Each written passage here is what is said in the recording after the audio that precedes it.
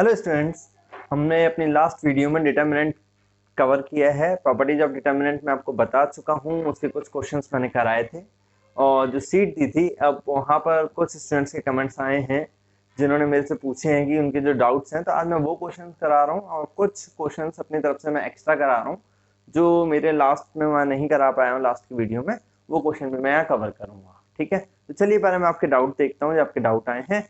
Okay, चलिए ये question देखते हैं। ये क्वेश्चन दिया गया है, if A B C are P Q and R terms respectively of GP, prove that.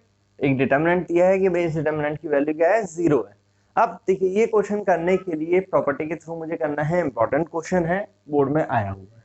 अब यहाँ पर जो मुझे दिया गया है वो सबसे फर्स्ट में दिया गया है कि भाई जो ए बी सी है, स्मॉल ए बी सी, वो जीपी के कोई टर्म्स हैं। तो जीपी के जनरल टर्म्स का फॉर्मूला हमने लास्ट वीडियो में भी देखा है, पहले भी पढ़ा है। अब जनरल टर्म का अगर हम फॉर्मूला देखते हैं तो जनरल टर्म क्या है आपका इन जीपी, हमने फॉर्मूला पढ़ा है। अगर आपका ए एन ले लेते हैं, ए फर्स्ट टर्म होगा, आर कॉमन डिफरेंस रहा, आर आपका क्या हो गया यहाँ पे, सॉरी कॉमन रेशियो रहेगा, एन माइनस 1, कुछ ये फॉर्मूला हमने पढ़ा है। अब यहाँ पे दिया गया है कि जो आपका ए है वो कैसा टर्म है, पी टर्म है। तो ए अगर आपका पी टर्म है, मतलब A P is equal to, अगर मैं देखता हूँ यहाँ से, तो इस टर्म की वैल्यू कितनी दी गई है, ए, और इसको हम लिख कितना सकते हैं यहाँ से, A R P minus 1। Similarly अगर मैं देखता हूँ ए क्यू टर्म जो है वो कितना है आपका, बी, तो इसको हम लिख सकते हैं A R Q minus 1। A R term जो आपका दिया गया उसकी वैल्यू है ए आर आर माइनस 1, कुछ इतना। ठीक, तब स्मॉल ए बी सी की जो वैल्यूज हैं, इन वैल्यूज को मैं डिटर्मिनेंट जो दिया गया यहाँ पे पुट करता हूँ पहले इसको। अब अगर यहाँ पर इसको यूज करते हैं तो ये कितना हो गया, देखो आपका ये डिटर्मिनेंट बन गया आपका लॉग ए की, स्मॉल ए की जगह पर हम क्या लिख सकते हैं, स्मॉल ए की जगह पर हम लिख सकते हैं ए आर पी माइनस 1। ठीक है, P 1 as it is. Log B की जगह पे कितना लिख सकते हैं, बी की वैल्यू आ गई आपकी ए आर क्यू माइनस 1, ये कितना था आपका Q1। ठीक, C log, C की जगह कितना लिख सकते हैं, ए आर आर माइनस 1, ये कितना हो गया आपका R1।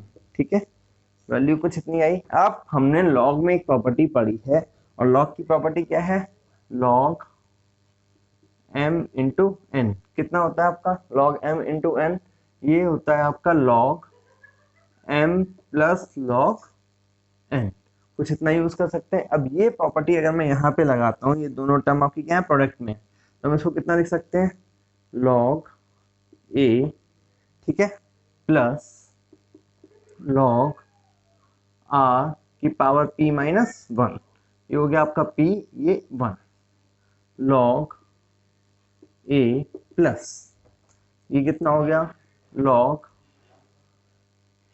आर की पावर क्यू माइनस 1, ये हो गया क्यू, ये हो गया 1।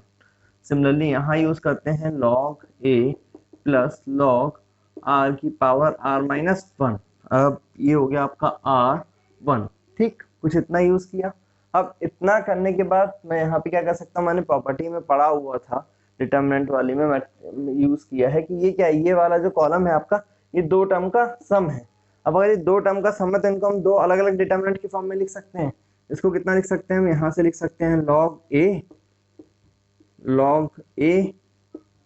एंड लॉग ए, ये हो गया आपका P1 Q1 R1, प्लस एक नया डिटर्मिनेंट बना सकते हैं log R P minus 1, P1 log R Q minus 1 Q1, ये हो गया आपका log R R minus 1 Q1, कुछ ये इतना। ठीक है, अब इस वाले डिटर्मिनेंट से हम क्या कर सकते हैं, कॉमन आपका C1 में से log a कॉमन लिया जा सकता है, तो log a कॉमन लिया तो ये कितना हो गया आपका, ये हो गया 1 1 1, ये हो गया P Q R, ये मिल गया आपको 1 1 1। ठीक, प्लस अब यहाँ पर क्या है, log, और ये log की हमने एक प्रॉपर्टी और पढ़ी है, log की प्रॉपर्टी होती है log m की पावर n, तो इसको हम लिख सकते हैं n log m, कुछ इतना यूज किया जा सकता है। सेम यहाँ पर है log r की पावर p माइनस 1, तो हम इसको कितना लिख सकते हैं, p minus 1 log R P 1। Similarly यहाँ पर Q माइनस 1 आर Q1। ठीक, इसको कितना लिख सकते हैं, R माइनस 1 लॉग आर, ये हो गया आपका कितना था, ये था आपका R, तो ये हो गया R एंड 1। ठीक है, अब इस डिटर्मिनेंट में अगर देखते हैं, डिटर्मिनेंट की प्रॉपर्टी है कि कोई भी दो रो या दो कॉलम आइडेंटिकल है तो डिटर्मिनेंट की वैल्यू कितनी है, 0।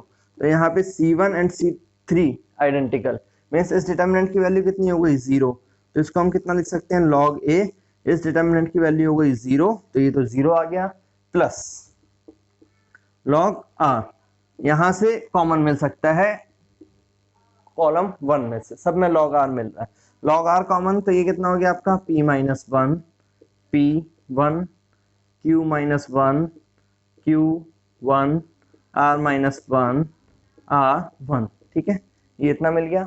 अब जैसे ही मेरे को ये मिलता है तो यहाँ से क्या हो गया, ये वाला पूरा डिटर्मिनेंट आपका 0 हो गया, ये डिटर्मिनेंट 0 है तो ये तो पूरा का पूरा टर्म 0।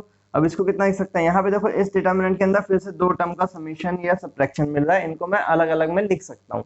अब इनको अलग अलग में लिखते हैं, अगर आप अलग अलग कर सकते हो या फिर आप यहाँ पे क्या कर सकते हो कि भाई इस वाले कॉलम में से इस वाले कॉलम को माइनस कर दो, तो ये दोनों कॉलम कैसे हो जाएंगे, P माइनस 1। अब अगर मैं यहाँ C2 माइनस C3 अप्लाई कर लेता हूँ तो ये भी कितना हो जाएगा, P माइनस 1, ये हो जाएगा Q माइनस 1, ये हो जाएगा R माइनस 1। दोनों कॉलम कैसे हो गए, आइडेंटिकल। तो यहाँ पर अगर हम कर लेते हैं ऑपरेशन अप्लाई कर देते हैं, C2 माइनस C3, तो ये कितना हो गया आपका लॉग R, ये बन गया P माइनस 1, ये हो गया P माइनस 1, ये हो गया 1, Q माइनस 1, ये हो गया Q minus 1 1, R minus 1 R minus 1 1। तो अब इस डिटर्मिनेंट में क्या हो गया, C1 एंड C2 दोबारा से कैसे हो गए आपके, सेम हो गए। अब दोनों सेम है तो इस डिटर्मिनेंट की वैल्यू भी कितनी हो गई आपकी, 0।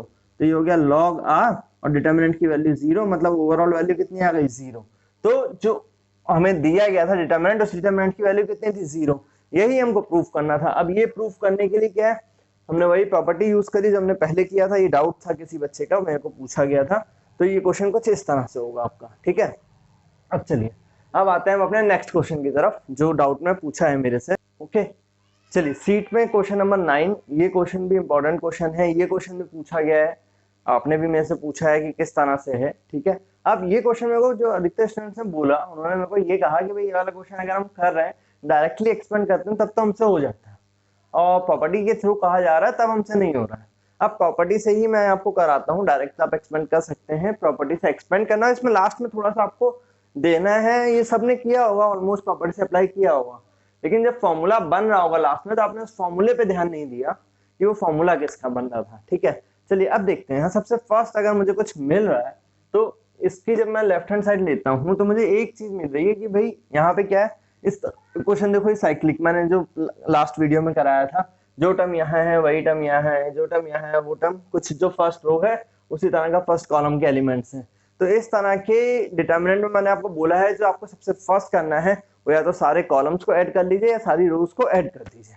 ठीक है, तो अब अगर मैं यहाँ पर देखता हूँ तो यहाँ पे सपोज मैं ऑपरेशन अप्लाई कर देता हूँ, C1 plus C2 plus C3, जो हमने लास्ट वीडियो में कराया था वहां पे मैंने इसको रो के थ्रू किया था, या मैं कॉलम के थ्रू अप्लाई करता हूँ। अब कॉलम अगर अप्लाई किया तो देखिए ये कितना हो जाएगा, ऑपरेशन अप्लाई करते ही हो गया A² plus B² plus 2AB, ये मिल गया मुझे कुछ 2AB, ये हो गया B²। ये वाला टर्म भी मैं इसी तरह से लिख लेता हूँ, A² plus B² plus 2AB, ये हो गया A², ये हो गया 2AB। ये वाला टर्म देखते हैं तो ये कितना हो गया, A² plus B² plus 2AB, ये वाला टर्म B² और ये वाला टर्म A²। ठीक, यहाँ तक ठीक है। अब जैसे ये हुआ तो ये देखो ये जो टर्म बना आपका, ये एक्सपेंशन, ये क्या बन रहा है आपका A प्लस बी का whole square, A plus B का whole square, A plus B का whole square, A plus B का होल स्क्वायर। मतलब मैं फर्स्ट कॉलम में से A प्लस बी का होल स्क्वायर क्या कर सकता हूँ, कॉमन ले सकता हूँ। अब A प्लस बी का होल स्क्वायर कॉमन लिया तो यहाँ कितना आ गया, ये तो मिल गया 1, ये एज इट इज रह जाएगा 2AB, ये भी B², ये हो गया 1, ये एज इट इज A², ये 2AB। अब 1, ये कितना हो गया B², ये कितना हो गया A²। अब जैसे ये 1 1 1 किसी भी एक कॉलम में या किसी भी एक रो में मिलता है तो हमें करना क्या है, हमें सिर्फ इतना करना है कि भाई 0 बनाओ, और यहाँ पर 0 बनाने के लिए अब मैं ऑपरेशन क्या अप्लाई कर देता हूँ, मैं कुछ इसको इस तरह से कर देता हूँ कि भाई जो आपका ये है इसको कर देते हैं रो 1 को, अगर हम देखते हैं यहाँ से रो 1 रो 2 रो 3 है, तो मैं इसको यहाँ पर रो ये इतना कर देता हूँ R1 में ऑपरेशन अप्लाई करते हैं R1 माइनस R3, ठीक 0 हो जाएगा। और R2 में ऑपरेशन अप्लाई कर रहा हूँ, R2 में अप्लाई करूंगा तो R2 माइनस R3। अब यहाँ पर आपको करना क्या है, बस इतना ध्यान देना है कि भाई 0 बनाना है, 0 कहीं पर भी, लेकिन 0 जो बना रहा हूँ एक कोई रो ऐसी रखनी है जहां पर 1 मिल रहा हो। ये नहीं करना है कि यहाँ पे इसको 0 कर दिया R3 की हेल्प से, इसको 0 कर दिया R1 की हेल्प से, किसी एक रो की हेल्प से ही करना है। अब यहाँ पे मैंने अगर इसको R3 की हेल्प से किया था तो R2 को 1 को भी मैंने R3 की हेल्प से 0 किया। आप चाहो तो आप इसको 1 रहने दे सकते हो, इन दोनों को 0 कर सकते हो R1 की हेल्प से, या आप चाहते हैं तो आप R2 को रहने दीजिए 1 और R2 की हेल्प से R1 और R3 इन दोनों को 0 कर लीजिए, ठीक है। तो अब अगर मैंने यहाँ पे इसको ये ऑपरेशन अप्लाई किया तो देखो ऑपरेशन अप्लाई करने के बाद क्या मिल रहा है मुझे, यहाँ पे ये आपका डिटर्मिनेंट हो गया कुछ, इसको मैंने बना दिया R1 माइनस R3, तो 1 माइनस 1 0, ये कितना हो जाएगा आपका 2ab माइनस बी स्क्वायर, तो ये हो गया आपका 2ab माइनस बी स्क्वायर, ठीक है। यहाँ कितना हो गया B square minus A square, कुछ ये टर्म इतना मिलेगा आपको, ठीक।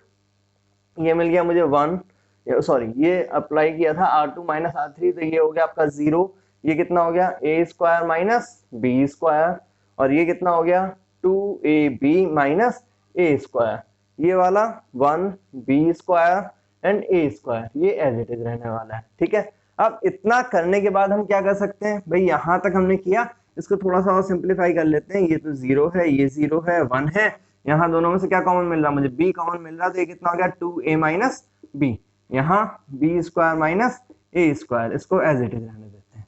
ये कितना हो गया आपका A square minus B square, यहाँ कितना कॉमन मिल सकता है मुझे, ए कॉमन मिल सकता है, ये हो गया 2b माइनस ए, ये कितना हो गया आपका B square as it is, A square as it is. अब एक्सपेंड करना है मेरे को यहाँ पर लास्ट में, प्रॉपर्टी में बिल्कुल लास्ट में आके एक्सपेंड करते हैं, जब आपने किसी एक रो या एक कॉलम में मैक्सिमम नंबर ऑफ जीरोस बना लिए, तो 3/3 के डिटरमिनेंट में मैक्सिमम नंबर ऑफ जीरोस कितने बना सकता हूँ 2, क्योंकि अगर मैंने तीनों फुल कॉलम को 0 कर देता तो इसके डिटरमिनेंट की वैल्यू 0 आ जाती, ठीक है।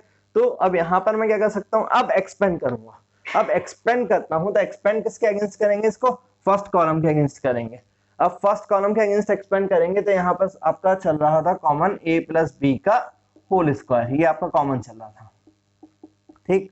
अब जब मैं इसको एक्सपेंड करता हूं तो एक्सपेंड करने में मैंने साइन कन्वर्जन पढ़ा था, साइन कन्वर्जन क्या था हमारा, plus minus plus minus plus minus plus minus plus, कुछ इस तरह का साइन कन्वर्जन था, एक्सपेंशन में मैंने सीखा था। अब इसको अगर मैं यहाँ पे एक्सपेंड कर रहा हूँ तो देखो फर्स्ट कॉलम के अगेंस्ट करूंगा तो ये 0 है, ये 0 है, लास्ट वाला टर्म मिलेगा और लास्ट वाले टर्म के आगे साइन किसका आना था, प्लस का, तो ये कितना हो गया आपका a प्लस बी का होल स्क्वायर, तो एज इट इज मिल गया।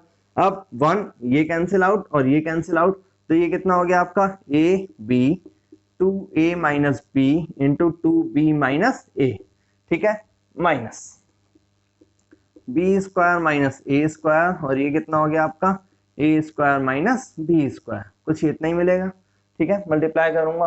अब यहां से इसको अगर हम करते हैं a प्लस बी का होल स्क्वायर था ये वाला, a प्लस बी का होल स्क्वायर, इसको थोड़ा सा सॉल्व करते हैं, ए बी मल्टीप्लाई करेंगे कितना आ जाएगा आपका 4ab, ठीक है, और 2a का इससे करेंगे तो माइनस का 2a स्क्वायर, माइनस बी का करेंगे माइनस का 2b स्क्वायर, माइनस माइनस हो गया प्लस, और ये कितना हो गया आपका ba, ठीक है। यहां से अगर मैं माइनस का साइन कॉमन ले लेता हूं तो ये हो गया प्लस का, ये हो गया B square minus A square, और ये हो गया आपका B square minus A square, ठीक, कुछ इतना टर्म मिल गया आपको।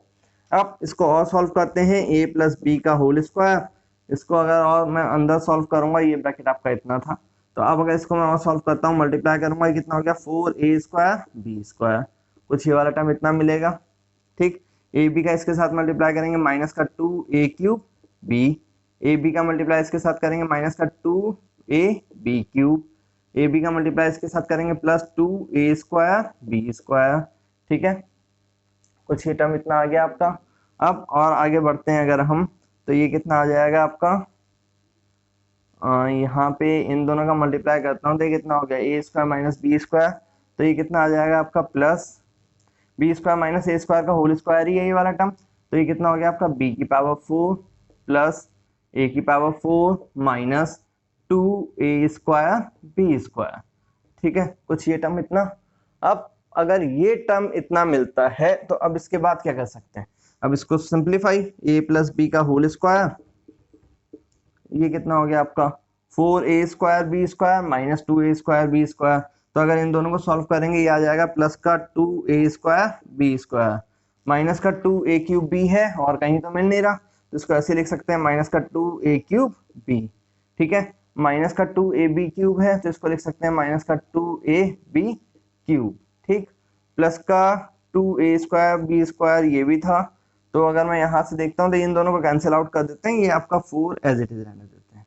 ठीक है, अभी इतना आ गया। अब अगर मैं देखता हूं यहाँ पर तो ये क्या है आपका, ये पूरा का पूरा जो टर्म है ये है आपका a प्लस बी का a³ प्लस b³ का होल स्क्वायर, जो मुझे एक्सपेंड करना था, a³ प्लस b³ का होल स्क्वायर। बस ये फॉर्मूला मुझे ध्यान देना है, आप चाहो तो ये फॉर्मूले के फॉर्म में याद रख सकते हो, अदरवाइज आप इसको और कॉमन लेके सिंप्लीफाई करके कर सकते थे। तो बस इतना ध्यान देना कि भाई ये वाला जो टर्म है हमारा ये क्या है, ये है a³ प्लस b³ का होल स्क्वायर। तो इस क्वेश्चन के लिए आपको थोड़ा सा ध्यान देना है, बोर्ड में ये क्वेश्चन अधिकतर मिलता है और ये क्वेश्चन जब भी मिलता है तो हमारा गलत सिर्फ इस वजह से होता है हम यहाँ तक इसको करते हैं और यहाँ पे करने के बाद ये हमारा टर्म नहीं बन रहा होता। तो ये टर्म कुछ इस तरह से बनेगा, आप इसको चाहो तो ओपन करके अंदर मल्टीप्लाई करके सिंप्लीफाई कर सकते हो, अदरवाइज ये डायरेक्टली आइडेंटिटी के फॉर्म में याद रख सकते हैं कि भाई ऐसी कोई आइडेंटिटी है। ठीक है, तो ये वाला क्वेश्चन कुछ इस तरह से, डाउट था अधिकतर बच्चों का, तो ये क्वेश्चन अब क्लियर हो गया होगा, आराम से हो चुका होगा, आई नो पहले भी बच्चों ने किया होगा, बस यहाँ पर उनको आइडेंटिटी नहीं मिल रही होगी इसलिए आपने कह दिया कि सर ये डाउट आ रहा है हमारा। ठीक है, तो ये क्वेश्चन तो कुछ इस तरह से। अब आते हैं हम अपने नेक्स्ट क्वेश्चन की तरफ जो मुझे कराना है, इंपॉर्टेंट क्वेश्चन है। चलिए, अब ये क्वेश्चन दिया, देखिए हमने एक क्वेश्चन जीपी का भी देखा, जीपी को कैसे डिटरमिनेंट में यूज किया था। अब इस क्वेश्चन में क्या दिया है, if small a small b small c are in AP find the value of, एक डिटरमिनेंट दे दिया, उसकी वैल्यू फाइंड आउट करने के लिए आपको बोली गई।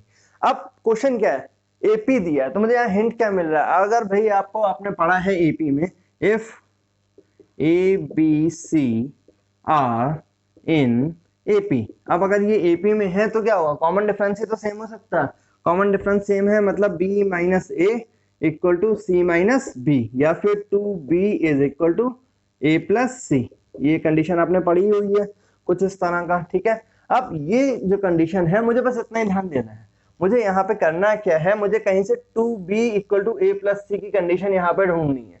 तो a प्लस सी कब मिल सकता है, मुझे a प्लस सी मिल सकता है अगर मैं यहाँ पर मिल रहा है कुछ a आपको रो 1 में और c मिल रहा है आपको रो 3 में। अब मैं रो 1 प्लस रो 3 कर दूं पहले, तो सबसे फर्स्ट मुझे ऑपरेशन क्या मिल जा रहा है, मुझे यहाँ से आइडिया क्या मिल गया, r1 करना है, r1 प्लस r3। अब जैसे ही ऑपरेशन अप्लाई किया तो ऑपरेशन अप्लाई करते ही आपको देखो भाई कितना मिल गया, इसको और इसको ऐड करेंगे तो ये कितना आ गया आपका 4 5, ये हो गया 6y प्लस 10।